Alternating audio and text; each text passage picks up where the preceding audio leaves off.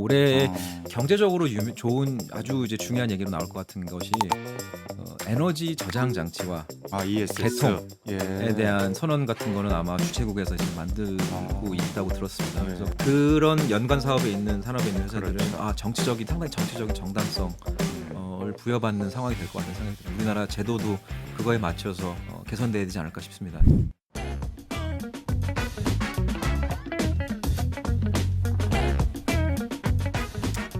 매년 이맘때쯤이면 세계 최대 규모의 기후 정상회의가 열리죠. 유엔 기후 변화 협약 당사국 총회, 영어로 COP, 이게 바로 그것인데요. 세계 각 나라 정상들이나 대표단, 전문가, 단체가 한데 모여서 탄소 배출 줄이는 약속 잘 지키고 있나 점검도 하고 새로운 대응책도 논의하고 싸우기도 하는 그런 회의입니다. 우리 정부의 향후 계획, 기업들이 맞닥뜨리는 정책과도 직결돼 있죠.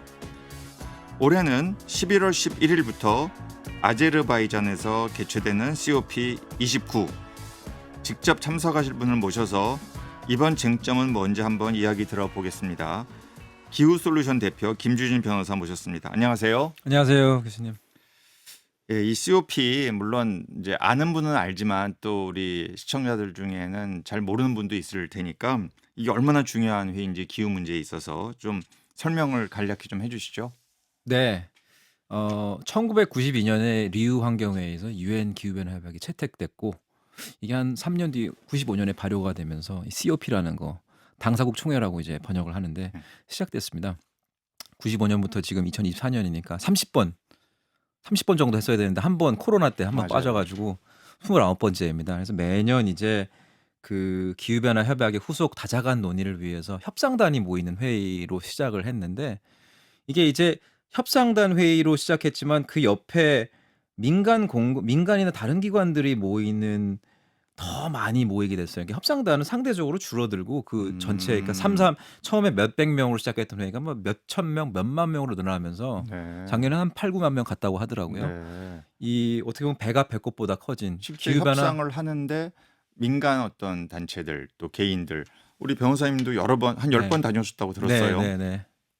이분들은 가서 그럼 뭘 하는 겁니까?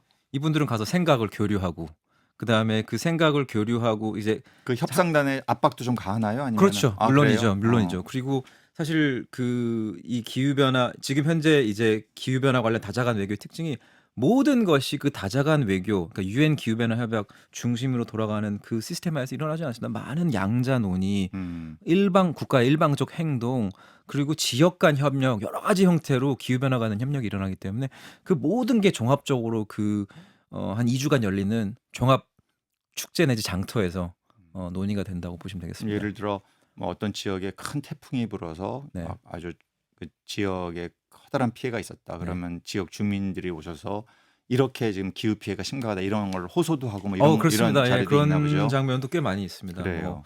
뭐 그런 것도 있고 뭐 저기 북극에 사시는 원주민들도 오시기도 하고 그런 거 그래요. 많이 봅니다. 그래요. 예. 이 보통 이게 정상회의로 돼 있는 어떻게 그 대통령, 네. 총리 이런 분들이 갑니까? 우리나라는 누가 가나요? 작년에 이번에 미국 대통령 안 가죠? 네. 우리나라 대통령 가신 지는 꽤 예. 됐고요. 작년에 미국 같은 경우는 카말라 해리스 지금 대통령 후보께서 오셨고 올해는 작년에 우리 대통령을 대신해서 조홍식 기후변화 특사님께서 특사. 께서 가셨습니다. 예. 다른 나라도 한 그런 정도 급이 오나요? 아니면 다 다릅니까? 유럽은 작년에 제가 EU 그 집행위원장님께서 오셨고 뭐 대통령이 오신 나라들 상당히 많습니다. 근데 그래요? 우리나라는 뭐 그렇게는 안 뭐 됐습니다. 그때 다 정상들이 가는 건 아니고 그때 그 나라의 어떤 상황, 여건, 예. 또 적극성에 예. 따라서 이제 예. 참석하는 사람들의 예. 위상은 좀 다르다. 그렇게 예. 정리해 볼 수 네, 있겠네요. 맞습니다. 예. 이번에 회의가 이제 아제르바이잔, 작년에는 두바이, UAE 산유국이었잖아요. 좀 작년과 올해 약간 총론적으로 네. 좀 비교해 아무래도 이게 이제 1년 후에 열리는 거라 그 전에 열렸던 거에 연장선상에서 논의되는 내용도 있을 것 같고 네. 또 이번에 새로 부각되는 것도 있을 것 같은데 네. 약간 좀 전체적으로 설명을 좀 해줄 수 있으시겠어요? 이번 올해 나온 얘기들이 핵심은 뭐고 작년과 비교해서는 좀 어떤 연결돼서 하는 얘기들이 좀 있는지. 네. 작년에는 뭐 작년에는 손실과 피해 보상 얘기도 나오고 네. 그다음에 화석 연료 전환 얘기도 나왔죠. 근데 아무래도 올해는 이 작년만큼은 막 크게 이제 이렇게 음 크게 이제 이렇게 화석 연료를 딱 꼬집는 이런 아 그래요? 이런 얘기는 나올 것 같지는 않고 올해 어. 경제적으로 좋은 아주 이제 중요한 얘기로 나올 것 같은 것이 에너지 저장 장치와 아 ESS. 개통에 예. 대한 선언 같은 거는 아마 주최국에서 지금 만들고 아. 있다고 들었습니다. 그래서 그거에 예. 대한 여러 나라가 서명한 선언이 나올 것 같고 이제 작년 같은 경우는 재생에너지 3 배로 하자는 선언이 나오는 거 그래 아니면 올해는 맞아요. 이제 개통을 그렇게 하자는 얘기가 나올 네. 것 같고 올해 이제 가장 여러 나라들 사이에 가장 많이 논의되고 있는 테마는 각 나라의 개도국에 대한 지원, 네. 기후 재정, 기후 음. 금융에 대한 이제 약속을 좀 하자. 우리 2009년 코펜하겐 회의, 파리 협약 회의에서 이어서 이제 2025년까지 1,000억 달러, 그러니까 한국 음. 돈으로 한 130조 원 맞아요. 정도를 예. 여러 나라가 지금 선진국들이 기여를 하자는 얘기를 했는데 안 지켰죠. 잘. 예, 뭐 지켜지는지 어떻게 따질 수 있는 예. 방법도 예. 애매하죠. 예. 이거를 좀 업그레이드를 시키자. 음. 누구는 이제 이거를 10 배로 늘리자는 얘기도 하고 2030년까지 10 배로 늘리자는 얘기도 하고 하는데 그게 지금 아마 이 뒤에서 이루어지고 있는 가장 중요한 논의가 아닐까 싶습니다. 네. 네. 저도 인도에 한번 그 대학에 가서 네. 강의를 한번 한 적이 있거든요. 네. 그랬더니 그 인도 학생들이 다 그런 얘기를 하더라고요. 강의 끝나고 났더니 아니 이 기후 변화는 다 미국이나 유럽 선진국들이 다 지금까지 탄소 배출해 가지고 이 문제 일으켜 놓고 왜 이제 와서 우리한테 석탄화력 발전소 포기해라 이런 얘기 왜 하냐. 우리는 너희들의 그런 금융 지원, 너희들의 기술 지원 이런 거 없으면 안 하겠다. 우리는 그냥 위기를 가겠다. 이런 얘기를 저한테 미국 가서 얘기해 달라 막 이런 질문을 학생들이 하더라고요. 근데 이번에 이제 돈 얘기, 금융 얘기가 핵심이라고 하는데 네. 어 어느 정도로 이번에 구체적인 좀 안들이 나올 거라고 보세요? 뭐 저도 뭐 안에 들어가서 일하는 사람이 아니다 네, 예. 보니까 정확하게는 그냥 제가 알고 있는 범위에서 말씀드리면은 뭐 과연 그러니까 이 중국 같은 나라의 기여도는 얼마나 커야 될지 아 그리고 이제 중국도 그 미국 같은 그 나라의 기여도는 재정에 이제 이런 기여한다는 거에 얘기죠. 대해서 이 선진국들은 그러니까 서구 국가들은 중국이 좀 들어와서 좀 기여를 했으면 좋겠다고 얘기를 하는 아. 걸로 알고 있고 상당히 좀 민감한 이런 그렇죠. 의제들이 그 협상 과정에 논의가 되겠군요. 그리고 돈 선진국들 내는 건 제일 예민한 거 아니에요? 맞습니다. 맞습니다. 음. 뭐 미국 같은 나라들은 뭐 좀 우리 그간 많이 냈는데 음. 더 내야 되냐. 민간 금융은 여기 카운트 시키면 안 되겠느냐. 뭐 이런 논의들이 아. 오가는 걸로 알고 있어요. 그래서 민간 금융이라 하면 민간 기업들이 개도국에 가서 투자하고 뭐 이런 맞습니다. 걸 예. 포함하는 거 그것도 아니에요? 이제 카운팅을 시키자. 네. 뭐 이런 얘기도 나오는 걸로 알고 있습니다. 그래요. 아까 작년 얘기 잠깐 해 주셨지만 제가 보기에도 작년에 있었던 이제 핵심 의제들은 재생에너지 2030년까지 용량 3 배로 늘리자. 네. 그리고 그 loss and damage 네. 우리말로 손실과 보상. 이 피해 여기에다 기금 만들자. 네. 이런 논의가 지난 1년 동안 우리 변호사님 보시기에는 좀 진전이 있었나요? 실제 좀 그런 것들에 대한 실질적인 어떤 변화가 좀 있었습니까? 음. 재생에너지 태양광은 많이 늘어났잖아요. 그죠? 예. 그러니까 이제 그게 이제 우리 이 문제의 현실인데요. 예. 이제 이 현장에서 일어나는 그 선언은 그 시기 그 해에 그 전 세계가 전적으로 공감하는 바를 아주 이제 핵심만 모은 장면이라고 보시면 됩니다. 그러니까 작년에는 화석 연료는 좀 문제가 있어. 그 전해에는 석탄 발전은 절대 안 돼. 네, 글래스고에서. 이게 이제 그렇죠. 예, 글래스고에서 이게 그 만장일치 채택되는 논의에서 이제 채택된 수준이었다고 보시면 되고요. 그런 면에서 진전은 있었다고 봐야죠. 그러고 나서 석탄 발전 더 이상 안 지어지고 있고 화석 연료는 반쯤은 라이센스를 잃었으니까 그런 면에서는 진전은 있었다고 하는데 이게 워낙 여러 이해 당사자들이 있다 보니까 실제로 그게 어떤 이행으로 이어지는 데는 상당히 많은 그래요. 시간은 걸리는 저는 겁니다. 이제 자주 다니셨으니까 매년 제가 제일 궁금한 게 거기서 마지막에 이렇게 어떤 그 합의된 문서 나올 때 보면 네. 용어 가지고 굉장히 싸우지 않습니까? 네. 뭐 뭐 페이즈 아웃, 뭐 네, 페이스 퇴출이야, 다운. 뭐 네. 페이즈 다운, 뭐 약간의 뭐 완화야, 네. 또 뭐 트랜지셔닝 어웨이, 뭐 네. 전환이야, 뭐 이런 거가 계속 나오는데 그게 그렇게 중요합니까? 어, 아니 왜냐면 이게 실천이 안 되면 아무 의미가 없는 거 네, 아니에요? 석탄 발전으로 얘기하면 그때 이제 콜 페이즈 다운이냐 이제 네. 3년 전이죠. 3년 전에 네. 콜 페이즈 다운이냐 콜 그냥 페이즈 아웃이냐 가지고 아웃이냐. 한참 네. 이제 했는데 뭐 결국 석탄 발전은 안 좋다는 것에 대한 사람들의 직관적 인식이 생겼다는 건 뭐 변함은 네. 없거든요. 예. 그런 면에서 저는 그러니까 어마어마하게 큰 차이가 있지 그러니까 않다고 생각합니다. 보시기에는 그런 용어에 있어서 네. 아주 적극적인 용어를 꼭 못 쓴다고 하더라도 예. 그런 것이 논의가 되고 예. 언론에 보도가 되고 그래서 이게 네. 이슈라는 걸 알려주는 것 자체가 상당히 네. 중요한 진전이다. 네, 네 맞습니다. 그러고 보니까 글래스고에서 그 페이즈 다운 아웃 뭐 얘기했지만 이번에 영국이 석탄 화력 발전소를 완전히 이제 퇴출시켰더라고요. 그렇죠. 예, 예, 뭐 예. 이런 것도 좀 변하긴 변한 것 같아요. 네, 맞습니다. 맞습니다. 그 작년에 우리 정부는 가서 그 카본 프리, 그러니까 네. 탈탄소 뭐 네. 이런 네. 무탄소 에너지 예. 협력 이 얘기했는데 예. 이거는 그 사이에 좀 진전이 있었나요? 저도 뭐 정부 사람이 아니어서 네, 네. 정확하게는 잘 모르겠지만 네. 뭐 가장 인기가 있는 테마는 아닌 것 같습니다. 그래요? 특히 음. 요즘은 정부가 어떤 얘기를 하는지 모르겠지만 옛날에 정부가 초기에 이 컨셉을 내놨을 때 화석 연료와 관련된 전원도 화석 연료를 사용하는데 뭐 캡처를 시킨다거나 뭐 이런 전기 이런 방식도 이 CF의 개념에 포함돼 가지고 그거에 대해서 동의를 좀 어떤 나라도 구하기 좀 힘든 면이 있었던 걸로 알고 있습니다. 그렇군요. 예. 예. 아까 기금 말씀 이번에 이제 굉장히 중요한 이슈가 이제 금융이다 이제 네. 말씀하셨는데 그러면 아까 중국 얘기도 하셨어요. 우리나라도 내게 되나요?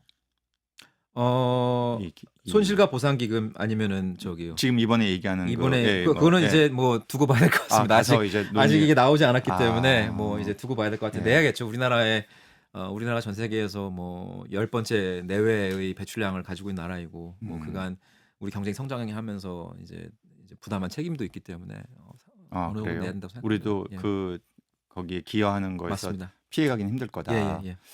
이 손실과 피해 기금 네. 이제 아무래도 개도국이 제가 보기에 이러한 또 국제적인 이런 협상 논의 과정에 적극 참여하고 네. 또 좀 더 마음을 열기 위해서는 이런 기금이 확충되고 그래서 실질적으로 이런 이 개발도상국 특히 이제 뭐 남태평양에 있는 이런 기후 피해에 아주 노출돼 있는 이런 국가들, 이런 섬나라들 이런 쪽에 참여를 유도하기 위해서는 이런 실효성 있는 기금 마련 이런 게 중요할 것 같은데 지금까지 보시기에는 좀 약한 면이 많이 있었죠. 뭐 금액적으로는 뭐 이루어진 네. 손해에 비해서는 턱없이 부족한 숫자들이고 그리고 지금 비슷한 취지에 가진 많은 재원들이 있습니다. 그 재원들을 좀 하나로 좀 모으자는 얘기도 뭐 왕왕 나오는 걸로 알고 그래요. 있습니다.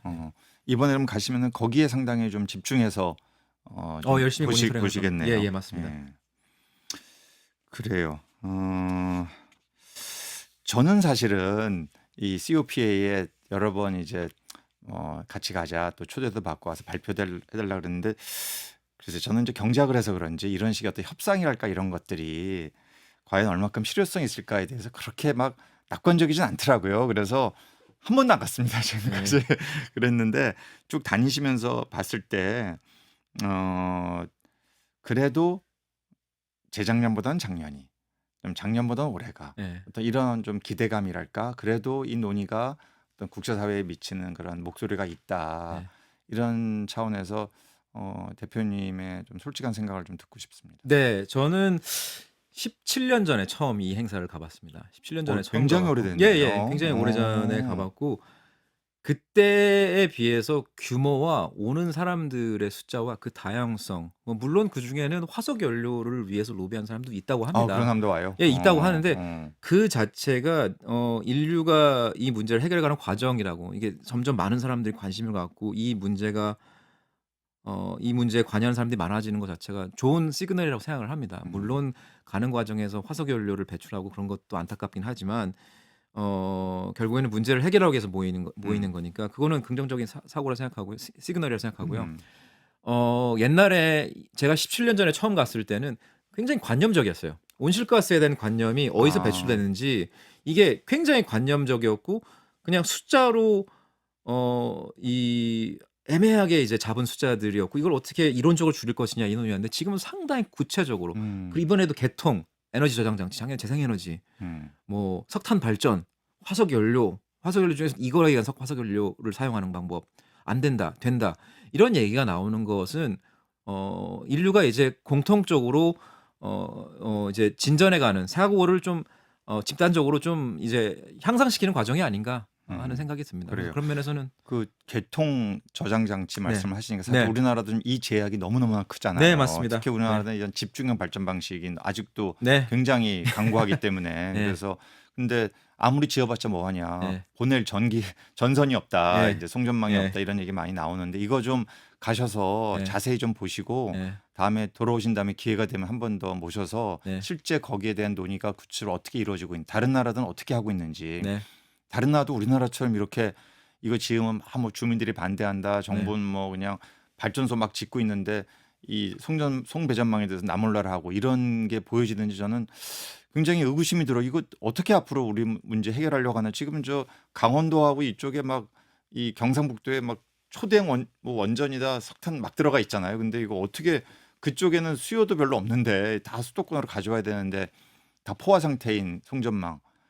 거기서 한 말씀 좀 해주시죠. 이게 어느 정도 심각한 겁니까, 한국은? 저는 이런 질문이 나올 네. 때마다 제주도를 가보시라고 말씀을 드립니다. 제주도는 재생에너지 워낙 이제 작은 동네이기 때문에 그리고 재생에너지가 많이 들어가 있어요. 그래서 이론적으로 재생에너지로 거의 100% 재생에너지 용량이 평균 부하보다도 많이 있습니다. 그렇군요. 예예. 아. 근데 동시에 화석연료 용량도 그만큼 있습니다. 계속 들어오니까 그 육지에서 들어오는 거죠. 뭐 예. 육지에서 들어온다는 제주도에 가스망을 깔기 시작하면서 화석연료 발전소들이 많이 늘어났습니다. 그래요. 예, 그러다 보니까 화석연료 발전소와 재생에너지 발전소의 경쟁이 일어납니다, 제주도는. 근데 제주도에서 재생에너지가 안 되는 게 개통이 없기 때문이냐? 아닙니다. 화석연료가 있기 때문에 안 되는 겁니다. 화석연료 발전소를 어떻게 없앨 것이냐가 제주도에서 중요한 논의이지. 그리고 배터리에 적절한 보상 시스템을 만드는 게 제주도에서 논의의 핵심인 거지. 개통이 없다 있다는 그 뒤에 해결해도 되는 상황이긴 합니다. 예. 그러니까 그 말씀은 이미 지금 너무 많이 기존의 어떤 기존 석탄 발전소들의 발전소가 기득권이 굉장히 너무 많이 큽니다. 들어가 있고 네. 그러다 보니 오히려 재생에너지 확대에 이것이 저해 요인이 되고 있다. 이렇게 좀 맞습니다. 보시는 면이 있는 예, 거군요. 맞습니다. 예. 그거 다 퇴출시키면은 재생에너지로 자연스럽게 기존의 전력망을 사용할 수 있다. 예, 그런 말씀이신 물론 거죠. 추가도 있겠지만 네, 그렇죠. 이미 있는 계통으로 들여올 수 있는 재생에너지도 상당히 많다고 생각합니다. 그동안은 기후솔루션 대표로 계속 가셨습니까? 아니면 그 전에도 가셨나요? 그 전에도 계속 갔습니다. 아, 그래요? 예. 기후솔루션의 역할은 뭐죠? 거의 가셔서. 아니 아까도 말씀드렸지만 이게 전 세계에서 가장 큰 기후 네, 컨퍼런스고 그러니까요. 뭐 여러 사람이 가서 뭐 발표를 하세요? 예, 물론이죠. 이제 네. 뭐 워낙 많은 사람들이 모이고 여러 행사들이 그 안에 네, 열리면 네. 저희도 저희의 컨텐츠, 저희의 목소리, 저희의 쟁점을 저희가 중요하다고 생각하는 사람들에게 어떤 그 세션을 구성하시나요? 네네네 알리려고 어. 노력을 많이 이번에도 뭐 해상 풍력에 대해서도 하나 기획하고 있는 걸로 알고 네. 메탄에 대해서도 기획하고 예. 있고 여러 행사를 지금 기획 중입니다. 그럼 하면은 예. 이제 관심 있는 사람들이 참석자들이 와서 이제 발표도 네, 듣고 그리고 저희들이 만나야 될 사람도 만나게 되고 만나서 뭐 그리고 뭐 저도 이제 매년 뭐 가면서 매우 많은 걸 배웁니다. 매우 많은 새로운 경향도 많이 보게 되고 그다음에 새로 가는 사람들은 기후 변화의 세계가 기후 변화 관련 논의가 이렇게 복잡 다양한 얘기구나. 이렇게 많은 이해관계자들이 있구나 하는 걸 보게 된다는 게 아주 좋은 자리라는 네. 생각이 듭니다. 그래 마지막으로 이제 우리나라 기업들도 아무래도 이런 COP 논의에 네. 또 관심을 가지지 네. 않을 수가 없을 것이고 여기서 논의되고 또 합의되는 내용들이 앞으로 시장에도 미칠 영향이 있을 것인데 우리나라 기업들이 좀 이번에 주목해야 된다는 면이 있다면 어떤 쪽일까요? 뭐 이번에 이제 여러 나라가 이제 개통과 에너지 저장 장치에 대한 선언을 채택할 가능성이 뭐 상당히 있다는 네. 게 주목할 만한 것이 아닌가. 이제 그런 연관 사업에 있는 산업에 있는 회사들은 그렇죠. 상당히 정치적인 정당성 을 부여받는 상황이 될 것 같다는 생각이 들어요. 우리나라 제도도 그거에 맞춰서 개선돼야 되지 않을까 싶습니다. 지금 재생에너지가 많은 제주도는 정작 배터리가 에너지 저장 장치가 들어가기 적절한 프라이싱 시스템을 갖고 있지 않아서 제대로 그렇죠. 재생에너지 저장 장치가 이제 에너지 저장 장치가 자리하지 못하는 문제가 있는 걸로 알고 있습니다. 저는 이런 말씀 들을 때마다 왜 우리나라 기업들은 이렇게 정부에 대해서 목소리가 작은가 싶어요. 네. 아니 이렇게 정책이 좀 변화가 필요한 이런 시기에 시대에 아마 소가리를 상당히 할 것 같은데 현재 정부의 어떤 네. 재생에너지 정책이나 네. 전환 정책이나 네. 기후 정책에 대해서 별로 그렇게 목소리를 안 내고 오히려 이제 변호사님 같은 분, 시민사회 네. 이런 전문가들이 이야기를 하고 있어서 네. 좀 기업들이 그런 목소리를 내야 되는 건 당연한 거 아닙니까? 당연합니다. 예. 네. 저희도 그런 걸 많이 느끼고요. 기업들이 이제 그런 면에서 이게 우리의 향후 경제 성장을 위해서 필요하다는 목소리를 좀 많이 냈으면 좋겠습니다. 그렇죠. 예, 여기까지 듣겠습니다. 지금까지 김주진 기후솔루션 대표와 이야기 나눴습니다. 고맙습니다. 감사합니다.